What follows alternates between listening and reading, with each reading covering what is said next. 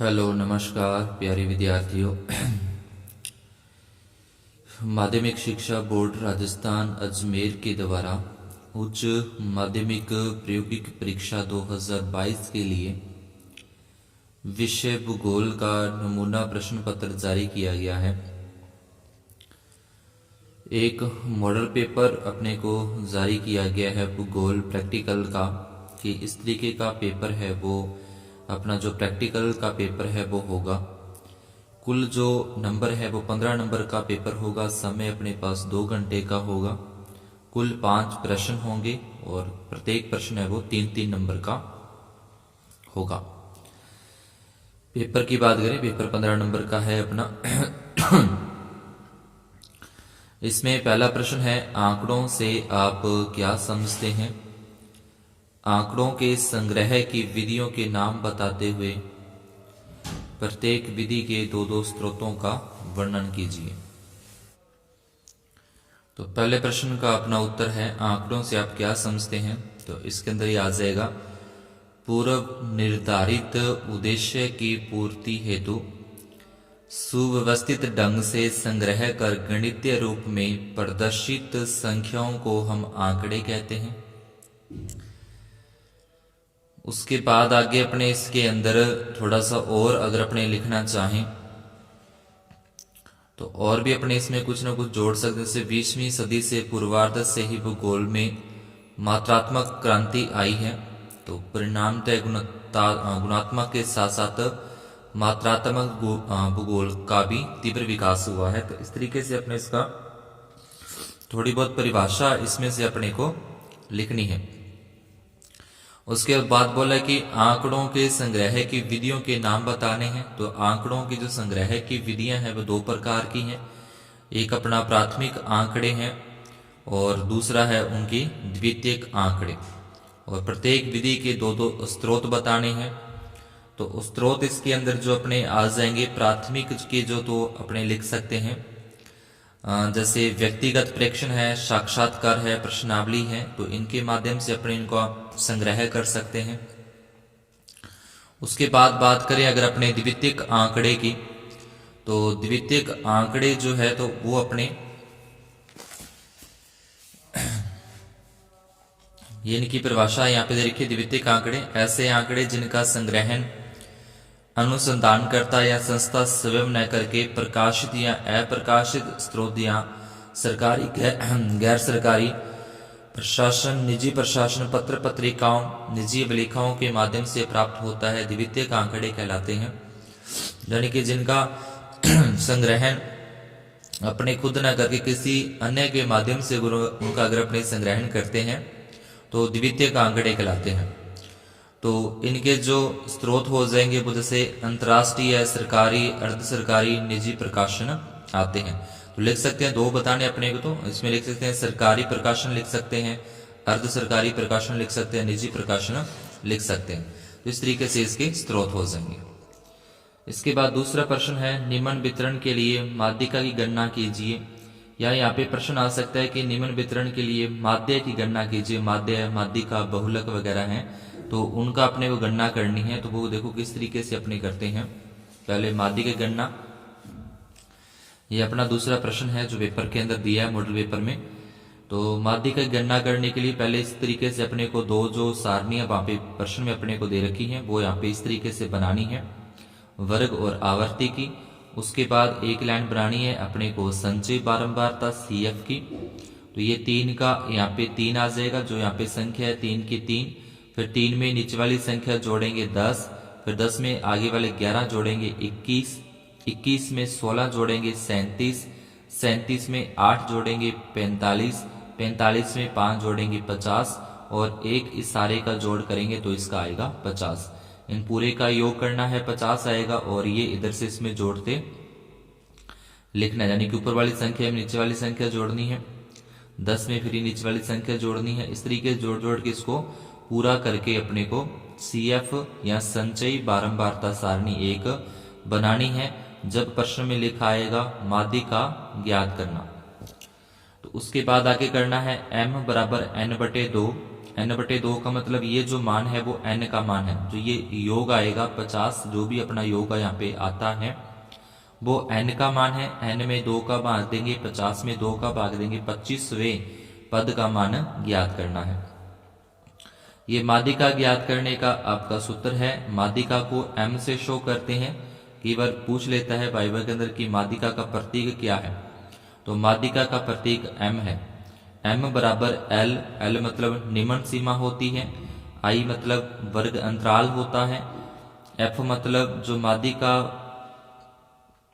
आवर्ती है या माध्यिका बारंबारता है वो होती है, n का मान आपको बता ही दिया योग, और c का मतलब जो संचय बारंबारता है अपनी वो आ जाएगी। सभी के मान निकालने हैं तो n/2 25वें पद।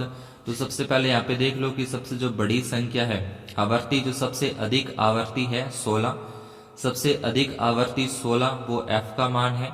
यहाँ पे यहाँ से देखें कि जो 25वें पद है तो 25 में से इधर देखें CF में 25 में से ठीक अधिक संख्या 37 है।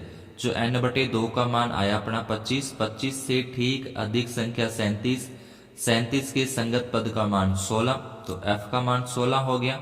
इसको और आगे लेके जाएं तो ये जो है ये हो गया निम्न सीमा, इसे बोलते हैं उच्च सीमा।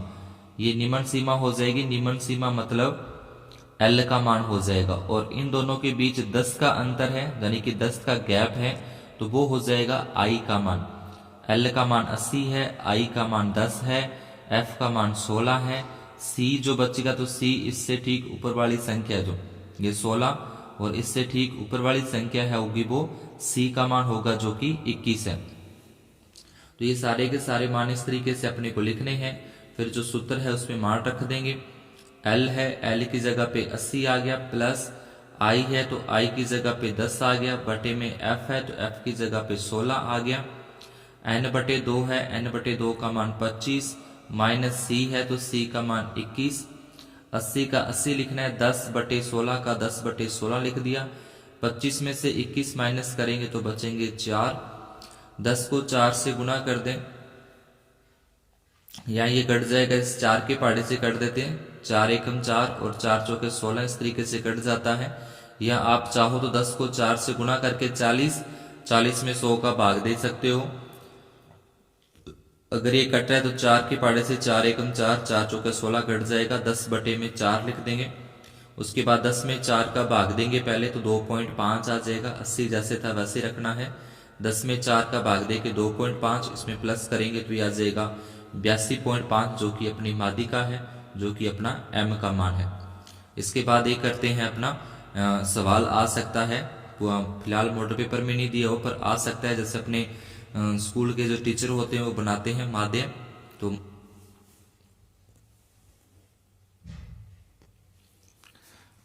ठीक है, दिए गए आंकड़ों से प्राप्तांकों का माध्य प्रत्यक्ष विधि से, दो विधियां हैं प्रत्यक्ष और अप्रत्यक्ष। अपनी प्रत्यक्ष विधि से ये कोई एक अपने बारंबारता प्राप्तांक ले लिया और यहाँ पे विद्यार्थियों की संख्या यहाँ पे अपने नोट कर ली है, प्राप्तांक और विद्यार्थियों की संख्या। माध्य ध्यान रखना, ये माध्य लिखा है। माध्य ज्ञात करने के लिए सबसे पहले अपने को मध्य बिंदु निकालना है। मध्य बिंदु मतलब इनके बीच की संख्या क्या आएगी। 10 और 20 के बीच की संख्या 15, 20 और 25 के बीच की संख्या 25। अगर बड़ी संख्या आ जाए आपको ना पता लगे तो जैसे ये पहला है अपना, तो इन दोनों को अपने पहले करेंगे प्लस करना है। ठीक है, इन दोनों को प्लस करेंगे तो 10 और 20 जोड़ेंगे तो ये हो जाएंगे 30। पहले प्लस करना है 30, उसके बाद इसमें 2 का भाग देंगे। 30 में 2 का भाग देंगे तो यहाँ पे जो लिखा है 15 वो आ जाएगा। इसके बाद 20 और 30 को जोड़ेंगे, 20 और 30 दोनों जोड़े तो 20 और 30 को जोड़ने पर होते हैं 50। 50 में 2 का भाग देंगे तो आ जाएगा 25। 30 और 40 को जोड़ना है, ध्यान रखना इन दोनों को जोड़ना है, और हमें प्रत्येक बार जो भाग देना है वो 2 का ही देना है, और किसी संख्या का नहीं देंगे, क्योंकि यहाँ पे 2 ही संख्या अपने प्लस कर रहे हैं तो 2 का ही भाग देना है। 30 40 को जोड़ेंगे 70, 70 में 2 का भाग देंगे 35। इसी प्रकार 40 50 जोड़ेंगे तो 90, 2 का भाग देंगे 45। इस तरीके से अपने सारे के सारे ये जो x के मान है वो ज्ञात कर लेने हैं। इसके बाद f को x के साथ गुणा करनी है, इन दोनों की करनी है गुणा। 15 6 90 होते हैं, 25 5 है 125 होते हैं। 35 नियम है 315, यानी कि इनकी गुणा करनी है।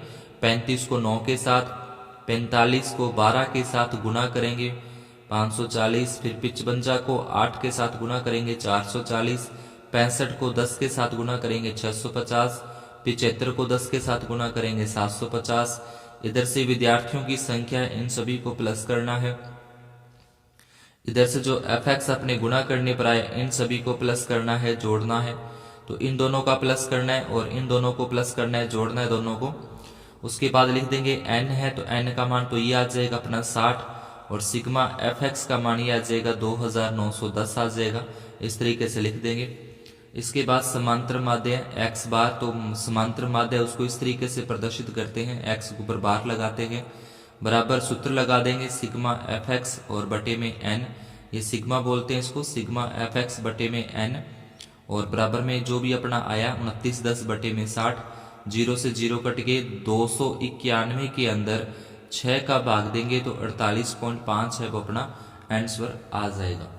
अब इसके अथवा में अपने को प्रश्न दे रखा है, अगर अपने मॉडल पेपर को देखें, ये दे रखा है निम्न आंकड़ों के लिए स्पीयरमैन के कोटि सहसंबंध की गणना कीजिए। तो ये कोटि सहसंबंध की गणना अपने किस तरीके से करते हैं वो देखते हैं। ये अपनी सारणी इस तरीके से, दो तो अपने को दे रखे होंगे, x और y के मान दे रखे हैं। अब यहाँ पे जो xr लिखना है, xr और xy जो, हाँ yr जो बनानी है, तो पहले x वाली लाइन में देखें, जो सबसे बड़ी संख्या आई है, इसमें सबसे बड़ी संख्या अपने पास 20 है, तो 20 को तो 1 नंबर देंगे। 20 के बाद छोटी आती है अपने पास से, यहाँ पे छोटी आती है 20 के बाद 18, 19 तो आती नहीं, 18 आता है, 18 को अपने 2 नंबर देंगे, 2 नंबर आ गया जाने की। और इसके बाद अगर बात अपने करें 18 के बाद अपने पास क्या आता है, तो 18 के बाद अपने पास आता है 16, तो 16 को अपने 3 नंबर देंगे, यानी कि सबसे बड़ी संख्या 1 नंबर, फिर उसके बाद छोटी 2 नंबर, फिर उससे छोटी 3 नंबर, 12 के बाद 16 के बाद 12 उसको 4 नंबर, 12 के बाद फिर 8 आ जाएगा उसको 5 नंबर, 8 के बाद फिर आ जाएगा 9 आ जाएगा उसको 7 नंबर देंगे, 9 के बाद फिर 6 आएगा उसको 8 नंबर,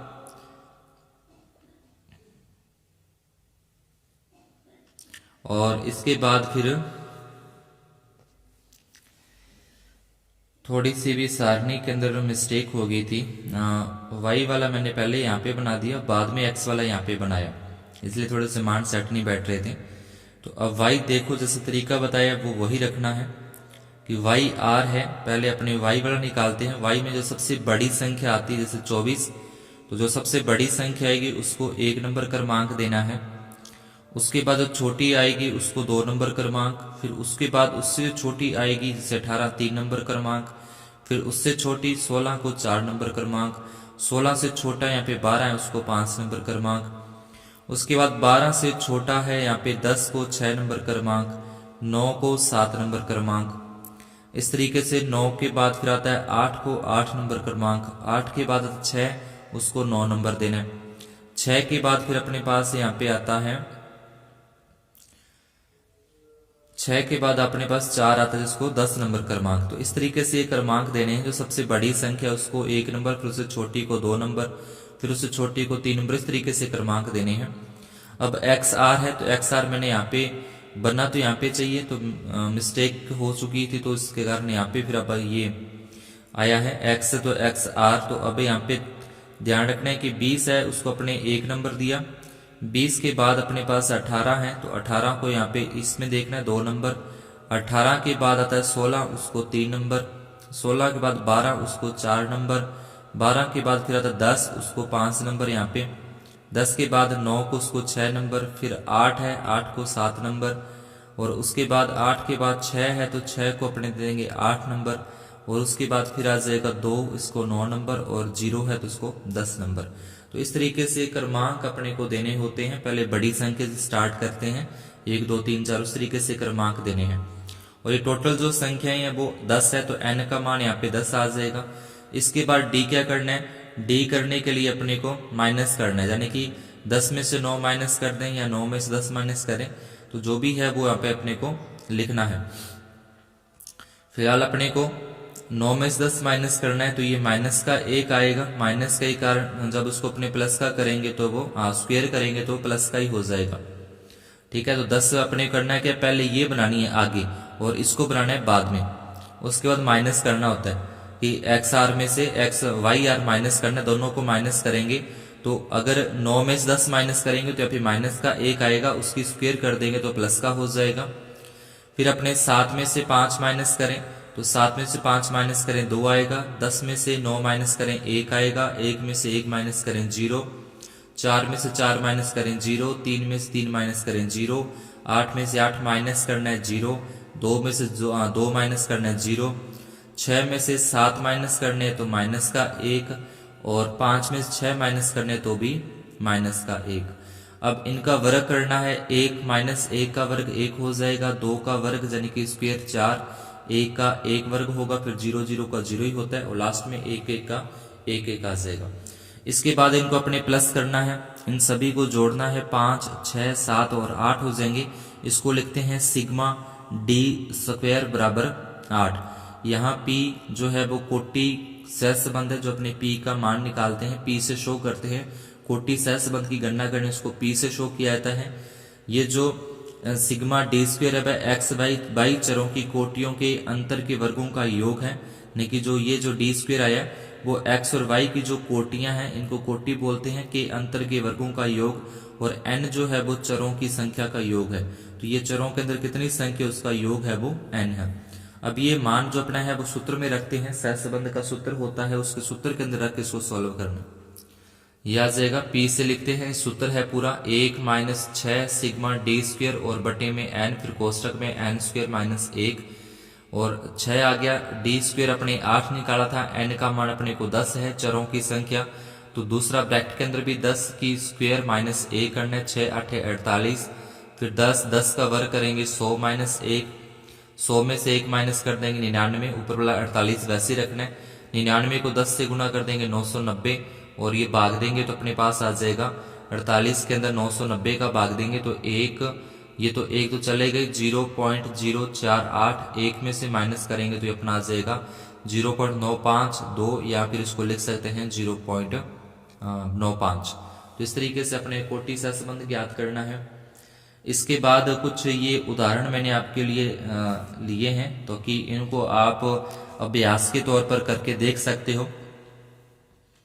ठीक है, इस तरीके का पेपर है वो अपना प्रश्न ये आएंगे। पहले है माध्य ज्ञात करना प्रत्यक्ष विधि से इसका, उसके बाद इस विधि से इसका इसकी अपने को माध्यिका ज्ञात करनी है, यहाँ पे 15 है। उसके बाद ये स्पीयरमैन कोटि सहसंबंध वाला है, उसको आप इस सवाल से हल करके और अपना अभ्यास कर सकते हो। इसके बाद बात करें प्रश्न संख्या 3, निम्न आंकड़ों को वृत्त आरेख में प्रदर्शित कीजिए। तो यहाँ पे अपने कुछ ये आंकड़े दे रखे हैं और इनका वृत्त आरेख अपने को बनाना है। तो आंकड़ों कुछ पहले इस तरीके से अपने ये सारणी के अंदर सेट कर लेंगे, जो अपने को आंकड़े दे रखे हैं, यूरोप, अरीफा, अमेरिका का सारे का, भारतीय निर्यात यानी कि भारत से कितना निर्यात होता है तो ये हो जाएगा। अब इसको अपने एक डिग्री के अंदर चेंज करना, तो डिग्री के अंदर चेंज करने के लिए अपने को ध्यान रखना कि जो भी अपने को प्रतिशत के अंदर दे रखी है संख्या, जो भी प्रतिशत में संख्या दे रखी है उसमें पहले 100 का भाग देंगे, 100 का भाग देने के बाद उसको 360 से गुना कर देंगे। प्रतिशत जैसे 20.2 दे रखा है, 20.2 को पहले 100 से भाग देके 360 से गुना करनी है, तो वो डिग्री के अंदर आ जाएंगे। 6.5 है तो उसमें भी 6.5 100 का भाग देके 360 से गुना करें तो ये आ जाएगा। इस तरीके से अपने को डिग्री के अंदर मान निकालने हैं। पहले वृत्त आरेख बनाना है तो डिग्री यानी कि अंश के अंदर अपने को होना चाहिए। उसके बाद सबसे बड़ा देखें यहाँ पे एशिया का है 202.32, तो अपने चांदे की सहायता से, डी की सहायता से सबसे पहले इस तरीके से एक 202 डिग्री का क्या बना देंगे, कोण बना देंगे 202 डिग्री का, और इसमें लिख देंगे एक अलग प्रतीक से, जैसे यहाँ पे आप अलग अलग प्रतीक देख रहे हो तो एक उसको प्रतीक से एशिया दे दोगे। इसी प्रकार से फिर सभी का, जैसे यूरोप का है 72.72, तो ये लगभग आप 72-73 डिग्री का आप कोण इसमें यूरोप में बना दोगे। अफ्रीका में 23.4 डिग्री का कोण आप इस अफ्रीका में बना दोगे। अमेरिका में 53.28 का है, और उसके बाद ऑस्ट्रेलिया के अंदर जो है वो 8.28 का है, तो 8.28 का आप ऑस्ट्रेलिया में। इस तरीके से चांदे की सहायता से, डी की सहायता से आपको कोण बनाने हैं, और यहाँ पे कच्ची पेंसिल से बनाने हैं। और यहाँ पे एक इस तरीके से संकेत सारणी भी अपने लिख देंगे कि कौन कौन से संकेत किस चीज को शो करते हैं। जैसे एशिया के लिए इस तरीके से डैश डैश बनाना है, यहाँ लिख देना एशिया। उसके बाद जैसे बिंदुओं के लिए मैंने यूरोप लिया तो यहाँ लिख देंगे यूरोप। तो प्लस प्लस के लिए अमेरिका है तो अमेरिका। तो इस तरीके से अपने को एक संकेत सारणी भी साथ में बनानी और आगे उन देशों के नाम लिखने हैं। उदाहरण के तौर पर अपने ये भी कर सकते हैं कि बीकानेर जिले की तहसीलवार जनसंख्या वर्ष 2011 में यहाँ पे जनसंख्या अपने को दे रखी है। तो इस तरीके से सारणी बनानी है, ये लिखना है कुल। अब जब अपने को संख्या सीधी संख्या दे रखी है, प्रतिशत नहीं दे रखा, तब क्या करेंगे, तब जो दिया हुआ मान है, यानी कि ये जो दिया हुआ मान है इसमें कुल जो है ये वाली कुल संख्या इसका देंगे भाग, कुल संख्या का भाग देना है। भाग देने पे जो आंसर आएगा उसको 360 से गुना करना है। तो ये 67,200 के अंदर जब इस कुल संख्या का भाग दिया जाएगा तो 2.83 आ जाएगा और 2.83 में 100 का भाग देके 360 से गुना करेंगे तो इनके ये डिग्री के अंदर मान आ जाएंगे। ये डिग्री में मान निकालने के बाद अपने को इस तरीके से एक व्रत बनाना है। इस तरीके का एक व्रत अपने पास आ जाएगा। तो सबसे ज्यादा इसमें बीकानेर में 140 डिग्री 140.36 है, तो ये बीकानेर के लिए आ जाएगा 140.36 बड़ा। और उसके बाद चांदे की सतह से, डी की सतह से आप इस तरीके से इसको बना देंगे और साथ के साथ यहाँ पे इस तरीके से संकेत सारणी भी अपने को साथ में बनानी है। तो ये आप उदाहरण के तौर पर इन दोनों सवालों को करके देख सकते हैं। इसके बाद अथवा के अंदर है निम्न में से किन्हीं दो पर टिप्पणी कीजिए। तो ये टिप्पणी जैसे प्रवाह संचित्र है, बिंदु किंत मानचित्र है, वर्णमात्री मानचित्र है, समान रेखा मानचित्र है। तो इन पे आपको टिप्पणी लिखनी है। तो टिप्पणी किस तरीके से लिखनी है वो अपने देखते हैं, थोड़े बहुत उदाहरण इसके। यहाँ पे अपना आता है प्रवाह संचित्र या आरेख। तो इस तरीके से है ये प्रवाह संचित्र आलेख और मानचित्र का मिश्रण है। इसे उत्पत्ति और उद्देश्य के स्थानों के बीच वस्तुओं तथा लोगों के प्रवाह को दर्शाने के लिए खींचा जाता है। इसे गतिक मानचित्र भी कहा जाता है। इसके द्वारा बसों, रेलों एवं परिवहन के अन्य साधनों की गति प्रदर्शित की जाती है। इसके अतिरिक्त इस आरेख के द्वारा प्राकृतिक दृश्यों में नदियों में जल का प्रवाह तथा सांस्कृतिक दृश्यों में यातायात के साधनों के प्रवाह एवं औद्योगिक उत्पादन के प्रवाह को भी दर्शाया जाता है। इस आरेख में दो तथ्य मुख्य रूप से प्रदर्शित किया गया, प्रवाह की दिशा और प्रवाह की मात्रा। जो इस तरीके से अपने को इसमें टिप्पणी लिखनी है। जो 4 प्रश्न होंगे टिप्पणी के लिए, 4 में से कोई 2 करने हैं और 2 है वो 1.5 नंबर के करके 3 नंबर का प्रश्न आपका बनता है।